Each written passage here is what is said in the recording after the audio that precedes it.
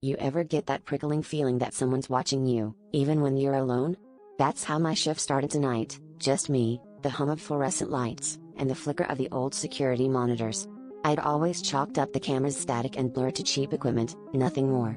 But tonight, halfway through organizing the energy drink fridge, I glanced at the screen and my stomach dropped. There I was, standing behind the counter, except I hadn't moved from the fridge in minutes.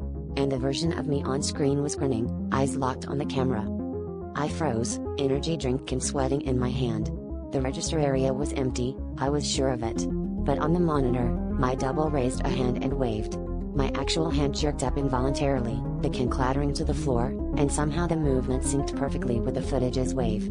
I stumbled back, heart pounding, trying not to look at the monitors. But curiosity, or maybe fear, kept dragging my gaze back to the screen. Desperate, I called my manager, stammering about a glitch, but he just muttered about quirks in the system and hung up. I tried to ignore it, but every time I looked, that version of me was doing something I wasn't, counting money, mouthing words I couldn't hear, sometimes just staring with that same unsettling smile. My phone wouldn't take a picture of the screen, the image came out black every time. I even unplugged the cameras, but the feed kept rolling, and the other me grew more animated, beckoning me closer with a crooked finger. At 3:07 a.m., the store lights flickered and died. The only light came from the monitor, where my doppelganger pressed up against the glass, eyes wide, mouth open in the silent screen.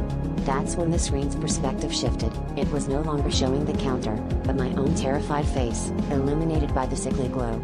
I felt a cold breath on my neck, and before I could turn, the monitor went dark, leaving me alone in the pitch black, unsure if I was still the one behind the register, or if I'd become the thing in the screen.